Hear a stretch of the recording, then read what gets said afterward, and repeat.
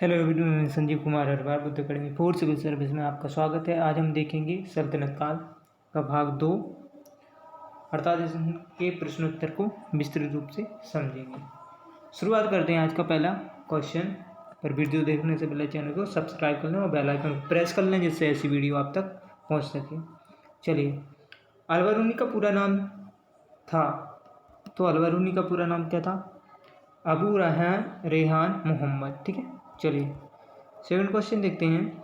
अलबरूनी के अनुसार अत्यंत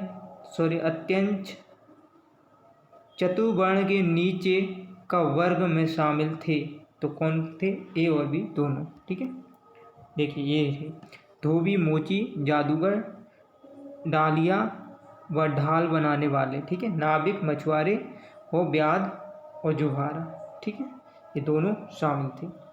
चलिए रिपीट क्वेश्चन। 11वीं सदी के भारत का दर्पण किसे कहा जाता था? 11वीं सदी के भारत का दर्पण किसे कहा जाता था? तो किताब उल हिंद को। ठीक है, याद रखना, आपसे पूछा जाए कि 11वीं सदी के भारत का दर्पण किसे कहा जाता था, तो किताब उल हिंद को। अति महत्वपूर्ण प्रश्न है। तो 11वीं सदी की भारत का दर्पण किसे कहा जाता था? ठीक है, पीएससी की दृष्टि से, यूपीपीसीएस हो, एसएससी हो, अदर एग्जाम के लिए ये क्वेश्चन महत्वपूर्ण है। चलिए नेक्स्ट क्वेश्चन देखते हैं।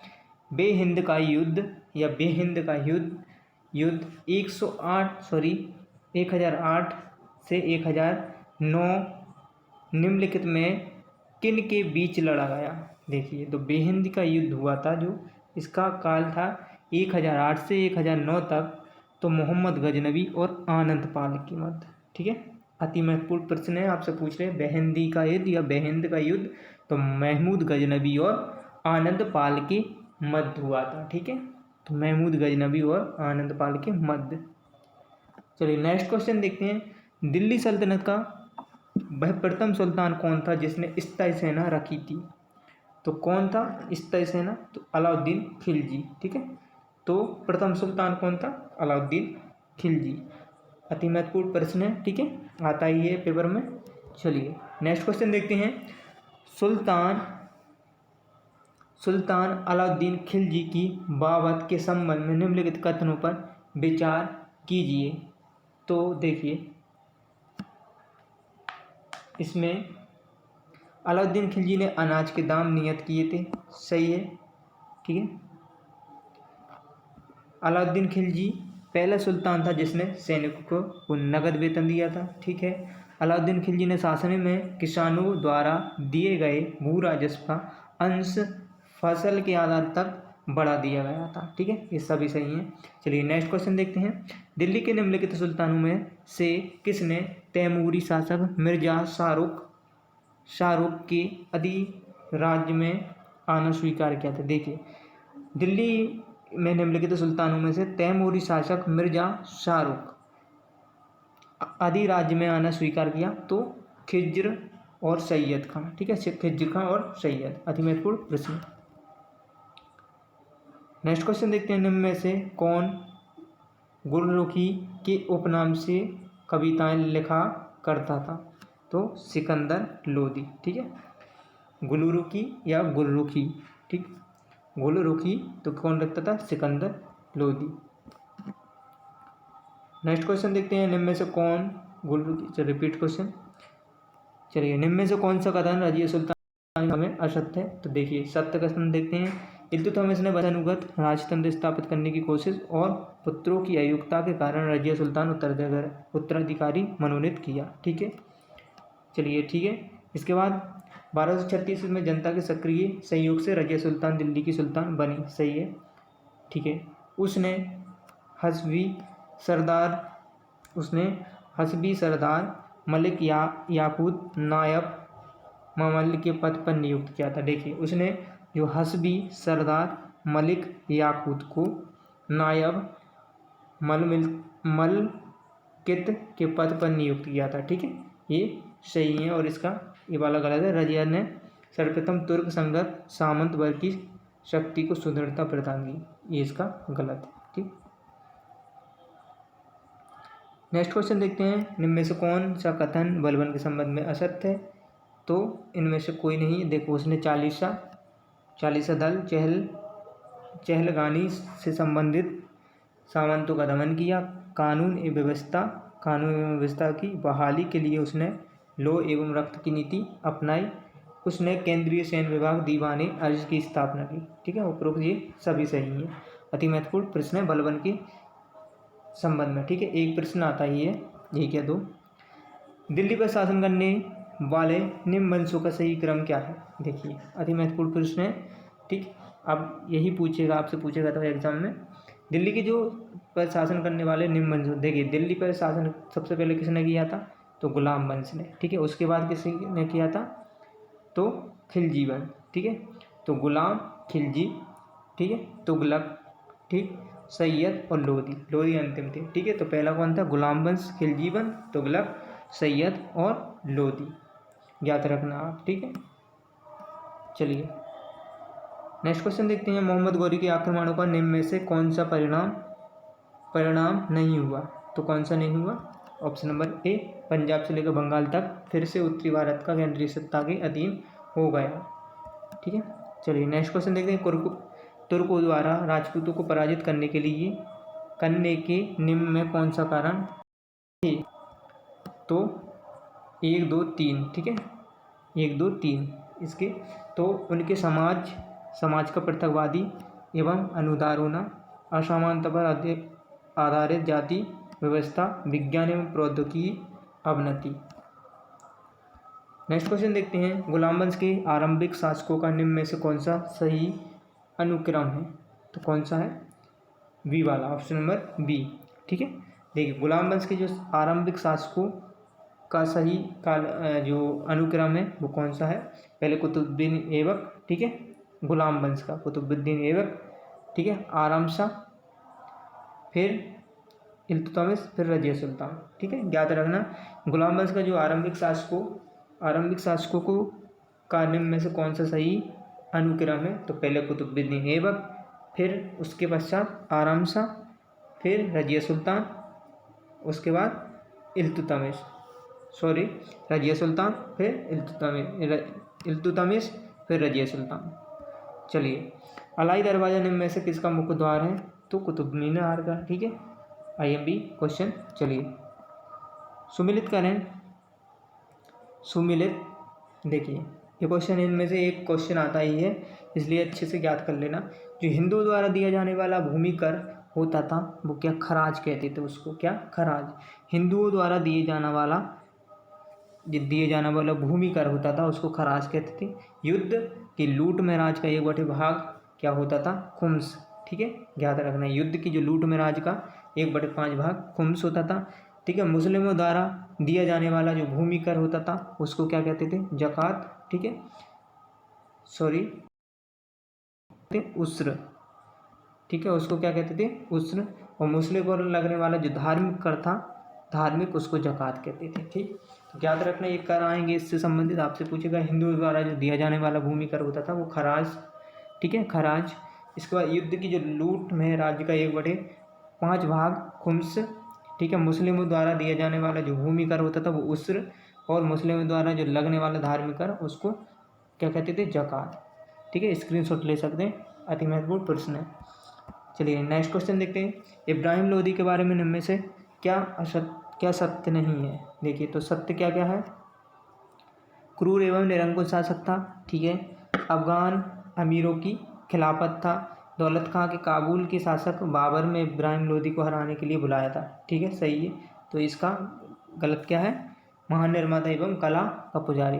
ठीक, चलिए अमीर खुसरो के संबंध में निम्न में से कौन सा कथन सत्य है? ठीक है, तो अब PSC इसी प्रकार क्वेश्चन पूछने लगा और UPPCS। ठीक है, तो अब पेपर का स्टैंड बढ़ गया, प्लीज़ इस प्रकार के क्वेश्चन पर ध्यान दें। ठीक है, अमीर खुसरो के संबंध में निम्न में से कौन से कथन सत्य हैं? तो कौन से हैं? उपरोक्त सभी। ठीक है, तो बेसूफी संत शेख निजामुद्दीन औलिया के शिष्य थे। सबसे अति महत्वपूर्ण खुसरो जलालुद्दीन फिरोज खान खिलजी दरबारी कवि। ठीक है, कौन थे? जलालुद्दीन फिरोज खान खिलजी के दरबारी कवि थे। ठीक, आपसे पूछेगा। मिर्ज़ा जलालुद्दीन फिरोज खिलजी के दरबारी कवि थे। उन्होंने भारतीय वाद्य यंत्र वीणा एवं ईरानी वाद्य यंत्र तंबूरा का मिश्रण सितार का आविष्कार किया। देखिए, सितार का आविष्कार किससे हुआ?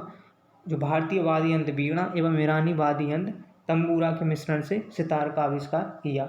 ठीक, उन्होंने ख्याल गायकी का आविष्कार किया। ठीक है, तो ज्ञात रखना ये सभी पॉइंट महत्वपूर्ण है, अति महत्वपूर्ण, इसलिए ज्ञात रखना। ठीक है। दिल्ली सल्तनत के पतन के लिए निम्न में से कौन सा कारण उत्तरदायी है? तो कौन सा है? उपरोक्त सभी। ठीक है, दिल्ली जो पतन हुआ, दिल्ली सल्तनत के पतन, उसका उत्तरदायी कारण क्या है? दुर्लभ प्रशासन, तैमूर का आक्रमण था। ठीक है, अधिग्रहण की स्पष्ट नीति का अभाव था। ठीक है, तो ज्ञात रखना इसमें क्या था? दुर्लभ प्रशासन था, तैमूर का आक्रमण हुआ, अधिग्रहण की स्पष्ट नीति का अभाव था। ठीक, अति महत्वपूर्ण प्रश्न। चलिए नेक्स्ट क्वेश्चन देखते हैं। निम्न में से किसका आक्रमण भारत पर किया गया? द्वितीय तुर्क आक्रमण था। देखिए, प्रथम जो आक्रमण था तो महमूद गजनवी का, ठीक है, तुर्क। ठीक है, अब द्वितीय जो तुर्क आक्रमण तो मोहम्मद गौरी। ठीक, आपसे पूछा जाएगा तो निम्न में से किसका आक्रमण भारत पर किया गया? द्वितीय तुर्क आक्रमण था तो मोहम्मद गौरी। अति महत्वपूर्ण प्रश्न है। ठीक है, चलिए नेक्स्ट क्वेश्चन देखते हैं। मोहम्मद गौरी किस वंश का था? देखिए, जो गौरी था वो ससवली, ठीक है, और ये, ठीक है, और मोहम्मद गजनवी यामनी वंश से, कन्फ्यूज नहीं होने हैं। ठीक, यहाँ पर तो आपसे पूछा जाएगा मोहम्मद गौरी किस वंश का शासक था? तो मोहम्मद गौरी था ससवली। ठीक है, ससवली, और जो महमूद गजनवी थे वो यामनी वंश का था। चलिए नेक्स्ट क्वेश्चन देखते हैं। मोहम्मद गौरी को किस अन्य नाम से भी जाना जाता था? ठीक है, मोहम्मद गौरी को अन्य नाम से किस जाना जाता था? शहाबुद्दीन, धर्म का ज्वलंत नक्षत्र। ठीक है, मुजुद्दीन, ठीक है, मोहम्मद बिन शाम, इस सभी नामों से जाना जाता। ज्ञात रखना आपसे पूछ लिया जाएगा मोहम्मद गौरी का किस अन्य नाम से जाना था? तो शहाबुद्दीन, धर्म का ज्वलंत नक्षत्र, मुजुद्दीन, ठीक है, और मोहम्मद बिन शाम, ये सभी। नेक्स्ट क्वेश्चन देखते हैं। मोहम्मद गौरी ने 1775 ईस्वी में भारत का पहला आक्रमण किस राज्य के खिलाफ किया था? देखिए, मोहम्मद गौरी ने जो 1775 में पहला भारत पर आक्रमण, ठीक है, मोहम्मद गौरी की बात हो रही है, 1175 ईस्वी में किया था। तो पहला मुल्तान, ठीक है, मुल्तान पर किया था। किसके खिलाफ? मुल्तान की करमाथी शासक। ठीक है, कौन थे यहाँ पे? अति महत्वपूर्ण प्रश्न है। तो मोहम्मद गौरी ने 1175 में भारत का पहला आक्रमण मुल्तान पर किया था। यहाँ के शासक थे करमाथी। ठीक है, करमाथी शासक थे। अति महत्वपूर्ण प्रश्न। चलिए, भारत का वह पहला शासक कौन था जिसने मोहम्मद गौरी को पराजित किया था? तो सोलंकी शासक भीम द्वितीय। ठीक है, ज्ञात रखना आपसे पूछा जाएगा मोहम्मद गौरी को पराजित करने वाला भारत का पहला शासक कौन था? तो सोलंकी शासक भीम द्वितीय। अति महत्वपूर्ण प्रश्न। चलिए नेक्स्ट क्वेश्चन देखते हैं। मोहम्मद गौरी एवं पृथ्वीराज चौहान के बीच विवाद के मूल में था तो भंडिता। ठीक है, मोहम्मद गौरी एवं पृथ्वीराज चौहान के बीच विवाद का मूल था तो भंडिता तावरहिंदा। अति महत्वपूर्ण प्रश्न है, आपसे पूछा जाए मोहम्मद गौरी एवं पृथ्वीराज चौहान के बीच जो विवाद का मूल था वो भंडिता तावरहिंदा। ठीक है, ज्ञात रखना आप। ठीक है, भंडिता कहाँ? पंजाब के आसपास है। ठीक है, पंजाब और लाहौर। ठीक, भटिंडा, ठीक है, भटिंडा। चलिए, मोहम्मद गौरी का सर्वाधिक जो महत्वपूर्ण भारतीय आक्रमण था, देखें जो सर्वाधिक महत्वपूर्ण भारतीय आक्रमण था तो तराइन का द्वितीय युद्ध में क्या रहा? पृथ्वीराज चौहान को परास्त किया था। ठीक है, तो प्रथम में क्या हुआ था? ठीक है, मोहम्मद गौरी की हार हुई थी, और द्वितीय में क्या? तराइन के द्वितीय युद्ध में हुआ था तो पृथ्वीराज चौहान की हार हुई थी। ठीक है, मोहम्मद गौरी एवं कन्नौज के राजा जयचंद। देखिए, मोहम्मद गौरी को कन्नौज के राजा के मध्य 1194 ईस्वी में युद्ध हुआ था। ठीक है, वह किस नाम से जानता था? तो चंदावरी युद्ध के नाम से। अति महत्वपूर्ण प्रश्न। चलिए नेक्स्ट क्वेश्चन देखते हैं। मोहम्मद गौरी का अंतिम आक्रमण किसके विरुद्ध हुआ था?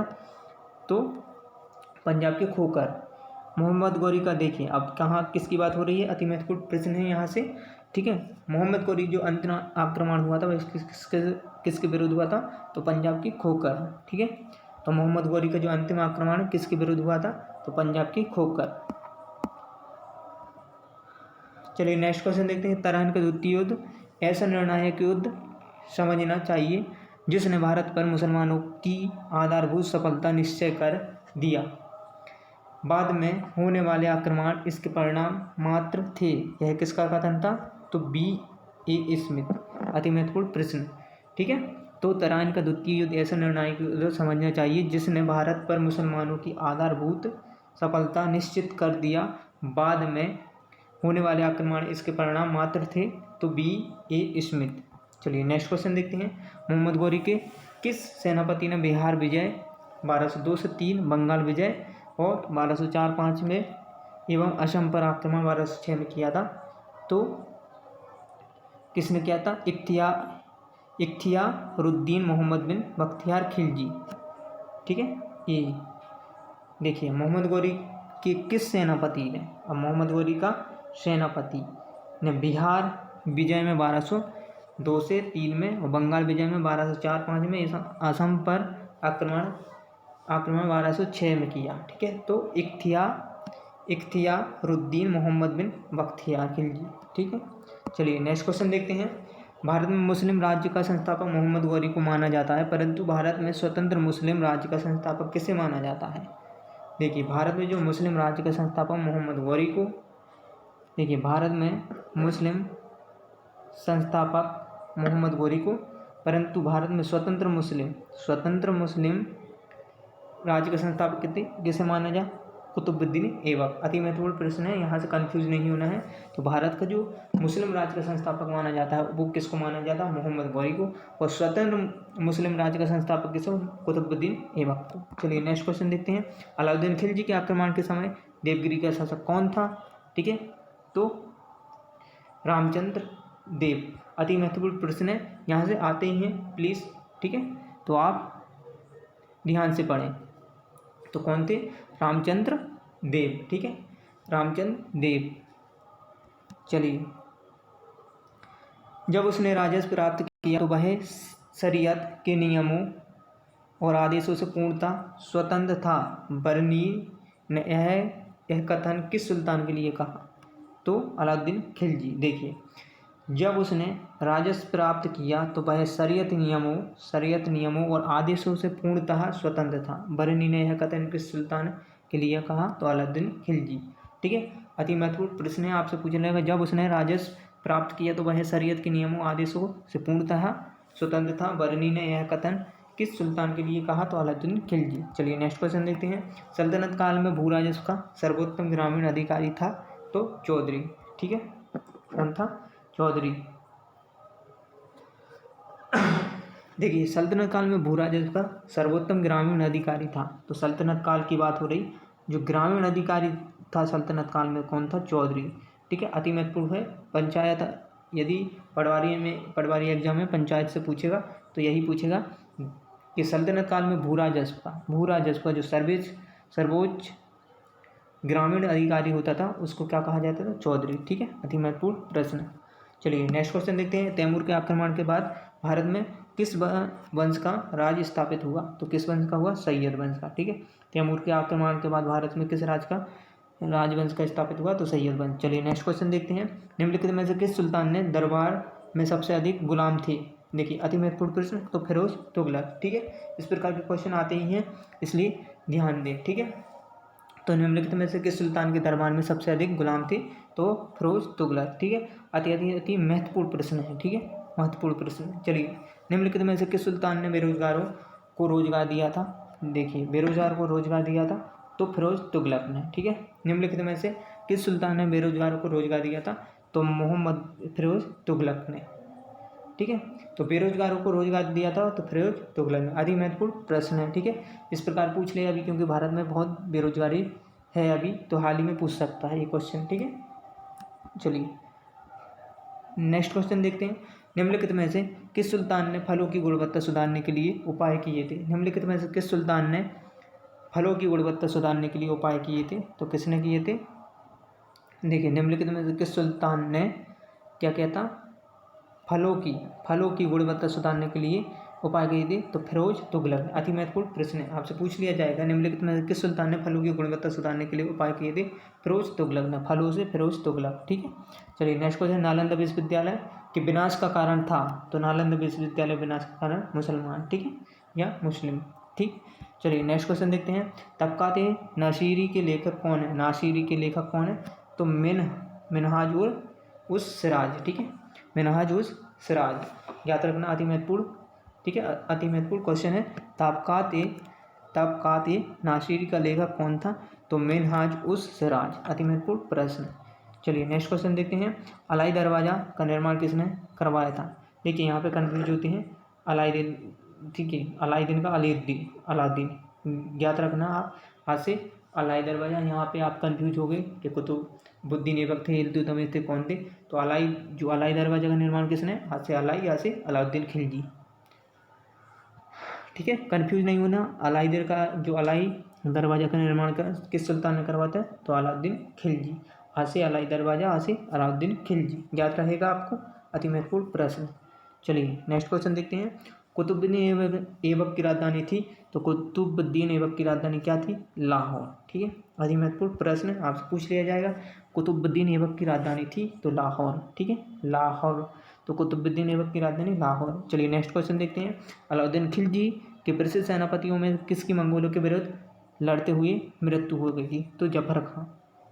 देखिए अलाउद्दीन खिलजी के जो प्रसिद्ध सेनापति, ठीक है, अलाउद्दीन खिलजी के जो प्रसिद्ध सेनापतियों में मंगोलों के विरुद्ध लड़ते हुए मृत्यु हो गई थी? तो जफर खां, अति महत्वपूर्ण प्रश्न है। ठीक है, आपसे इस प्रकार का ही प्रश्न पूछ लेगा। चलिए नेक्स्ट क्वेश्चन देखते हैं, निम्नलिखित में से कौन भूमि उत्पाद पर लगने वाले करों को इंगित करता है? देखिए, तो भूमि उत्पाद पर लगने वाले कर को कौन इंगित करता है? देखिए भूमि उत्पाद, देखिए भूमि उत्पाद को कौन इंगित करता है? तो आप देखो इस पर राइट आंसर क्या है इसका? A 1 3 4, ठीक है, टी वाला। देखिए भूमि उत्पाद पर लगने वाला कर एक तो खराज था, ठीक है, खराज था, उस्र था, और कौन सा? मुक्ति, याद रखना। आपसे पूछ लिया निम्नलिखित में से कौन भूमि उत्पाद पर लगने वाले करों को इंगित करता है? तो खराज, उस्र और मुक्ति। चलिए नेक्स्ट क्वेश्चन देखते हैं, तुगलकनामा के रचनाकार का नाम है? तुगलकनामा रचनाकार है तो अमीर खुसरो। ठीक है, तुगलकनामा के रचनाकार अमीर खुसरो। IMP क्वेश्चन है, अति महत्वपूर्ण है, इसलिए याद रखना है। आपसे पूछ लिया तुगलकनामा के रचनाकार कौन है? तो अमीर खुसरो। ठीक है, वहाँ पर कंफ्यूज नहीं होना है। चलिए नेक्स्ट क्वेश्चन देखते हैं, भारत में मोहम्मद गौरी ने किसको प्रथम अख्ता प्रदान किया था? देखिए भारत में मोहम्मद गौरी ने प्रथम अख्ता किसको प्रदान किया था? तो प्रथम अख्ता की, ठीक है, तो प्रथम अख्ता कुतुबुद्दीन ऐबक, याद रखना है आपको। तो भारत में मोहम्मद गौरी ने किसको प्रथम अख्ता प्रदान किया था? तो कुतुबुद्दीन ऐबक को। अति महत्वपूर्ण प्रश्न है, मोहम्मद गौरी ने किया था। चलिए नेक्स्ट क्वेश्चन देखते हैं, किस सुल्तान के काल में खालिसा भूमि अधिक पैमाने पर विकसित हुई? देखिए खालिसा भूमि या खालसा भूमि, ठीक है, किस सुल्तान के काल में खालसा भूमि अधिक पैमाने पर विकसित हुई? तो अलाउद्दीन खिलजी। ठीक है, याद रखना, खालसा भूमि किसने विकसित की है? तो अलाउद्दीन खिलजी। चलिए नेक्स्ट क्वेश्चन देखते हैं, सल्तनत काल के सिक्के टंका, ससगनी और जीतल किन धातुओं से बने थे? देखिए तो चांदी तांबा, ठीक है, याद रखना, अति महत्वपूर्ण प्रश्न है, आपसे पूछा जाएगा। टंका चांदी से, ससगनी चांदी से और जीतल तांबा से। ठीक है, तो याद रखना आपसे सल्तनत काल में जो टंका, ससगनी एवं जीतल किन धातुओं से बने? चांदी और तांबा से। ठीक है, याद रखना। चलिए नेक्स्ट क्वेश्चन देखते हैं, अमीर को ही कृषि विभाग नामक एक नया विभाग किस सुल्तान ने शुरू किया था? तो मोहम्मद बिन तुगलक ने। अति महत्वपूर्ण प्रश्न है, ठीक है, आपसे पूछ लेगा अमीर को ही कृषि विभाग नामक था। ठीक, अमीर को ही क्या था? सबसे पहले तो ये पूछ रहे कृषि विभाग था नामक एक नया विभाग किस सुल्तान द्वारा शुरू किया गया था? तो मोहम्मद बिन तुगलक। चलिए नेक्स्ट क्वेश्चन देखते हैं, अमीर खुसरो ने किसके विकास में अग्रगामी भूमिका निभाई? तो ब्रजभाषा, याद रखना। ठीक है, अति महत्वपूर्ण प्रश्न है। अमीर खुसरो की बात होगी तो अमीर खुसरो ने जो विकास में अग्रगामी भूमिका निभाई, तो किसमें? ब्रज भाषा में, ठीक है, किसमें, ब्रज भाषा। ओके, सॉरी रॉन्ग आंसर है ये। अमीर खुसरो ने किसके शासनकाल में अग्रगामी भूमिका निभाई, तो खड़ी बोली, ठीक है, ये रॉन्ग है इसका, ठीक है, खड़ी। अमीर खुसरो ने किस के विकास में अग्रगामी भूमिका निभाई, तो किसमें, खड़ी बोली, ठीक है, सॉरी ये अति महत्वपूर्ण प्रश्न है। तो अमीर खुसरो ने किस किस विकास में अग्रगामी भूमिका निभाई, खड़ी बोली में, ठीक है। यदि आपको गलत हो जाते हैं तो प्लीज़ कमेंट कर देना, जिससे हम वो सुधार कर सकें, ठीक है, त्रुटि को। चलिए, तैमूरलंग ने किसके शासनकाल में भारत पर आक्रमण किया था, तो नासिरुद्दीन मोहम्मद तुगलक, ठीक है, याद रखना, आपसे पूछ लिया जाए तैमूरलंग ने किसके शासनकाल में भारत पर आक्रमण किया था, तो नासिरुद्दीन महमूद तुगलक। अति महत्वपूर्ण प्रश्न है, आपसे पूछ लिया जाएगा तैमूरलंग ने किसके शासनकाल में भारत पर आक्रमण किया, नासिरुद्दीन मोहम्मद तुगलक। चलिए नेक्स्ट क्वेश्चन देखते हैं। सल्तनत काल की 2 प्रमुख मुद्राओं का पता निम्नलिखित कूट से करें। देखिए, सल्तनत काल में 2 मुद्राएं, एक तो जीतल और टंका। जीतल किससे बना था, तांबा से, और टंका चांदी से बनी थी, ठीक, अति महत्वपूर्ण प्रश्न। चलिए नेक्स्ट क्वेश्चन देखते हैं। भारत में पोलो खेल का प्रचलन हुआ, तो भारत में पोलो प्रचलन का हुआ तुर्कों से, ठीक है, ठीक, किससे हुआ, तो तुर्कों से, अति महत्वपूर्ण प्रश्न है, ठीक है, राइट आंसर है इसका। भारत में जो पोलो का प्रचलन हुआ तुर्कों ने किया, ठीक है, तुर्कों ने किया। किसने एक तरफ संस्कृत मुद्रा लेख के साथ चांदी के सिक्के निर्गत किए, तो किसने किए, चांदी के सिक्के निर्गत किए, संस्कृत। देखिए, आपसे अति महत्वपूर्ण प्रश्न है, आपसे पूछा किसने एक तरफ संस्कृत मुद्रा लेख, देखिए एक तरफ संस्कृत मुद्रा लेख के साथ चांदी के सिक्के निर्गत किए, तो महमूद गजनवी, ठीक। चलिए नेक्स्ट क्वेश्चन देखते हैं। अलाउद्दीन खिलजी के निम्न सेनाध्यक्षों में से कौन सा तुगलक वंश का प्रथम सुल्तान बना। देखिए, अलाउद्दीन खिलजी के निम्न सेनाध्यक्षों में से तुगलक वंश का जो प्रथम सुल्तान बना वो गाजी मलिक। देखिए, अलाउद्दीन जो सेनाध्यक्ष थे उनमें से प्रथम जो तुगलक वंश का प्रथम सुल्तान बना गाजी मलिक। अति महत्वपूर्ण प्रश्न है, ठीक है, इस प्रकार पूछ लिए तो आपको याद होना चाहिए। अलाउद्दीन खिलजी के जो सेनाध्यक्ष थे उसमें से तुगलक वंश का जो प्रथम सुल्तान बना वो गाजी मलिक। चलिए नेक्स्ट क्वेश्चन देखते हैं। देखिए, जवाबित क्या थे, राजकानून, ठीक है, अति महत्वपूर्ण प्रश्न है, आपसे पूछ लिया जाएगा। जवाबित थे तो राजकानून, ठीक है, क्या थे, राज कानून, याद रहना चाहिए आपके लिए, ठीक है, जवाबित पूछ लेगा क्या थे। इस प्रकार पीएससी अब क्वेश्चन पूछने लगा तो विशेष ध्यान दें, जवाबित थे तो राज कानून। चलिए नेक्स्ट क्वेश्चन देखते हैं। जवाबित थे राज कानून, रिपीट क्वेश्चन। निम्न में से किस राजवंश के अंतर्गत विजारत का चरमोत्कर्ष हुआ। देखिए, चरमोत्कर्ष हुआ है तो विजारत, ठीक है, विजारत किसके समय, तो तुगलक, ठीक है, तुगलक, याद रखना है आपके लिए, ठीक है, तो क्या था, तुगलक। निम्न में से किस राजवंश के अंतर्गत विजारत का चरमोत्कर्ष हुआ, तो तुगलक, ठीक है। चलिए नेक्स्ट क्वेश्चन देखते हैं। अलाउद्दीन के दक्षिणी अभियान धन प्राप्ति के अभियान थे, ठीक है, सही है, वह दक्षिणी राज्यों को कब्जे में करना चाहता था। देखिए, ये सही है किंतु आर गलत है। वह दक्षिण राज्यों में कब्जा करना चाहता नहीं, वह केवल भारत में क्या अकुश संपत्ति लूटना चाहता था, ठीक है, धन की प्राप्त करना चाहता था, ठीक है, ठीक, और ठीक है, तो अलाउद्दीन खिलजी दक्षिण भारत में अभियान धन प्राप्ति के लिए किए थे, ठीक। Thank you my video, please channel को सब्सक्राइब करें और अधिक से अधिक शेयर करें, जिससे ऐसी वीडियो आप तक पहुंच सके, ठीक है।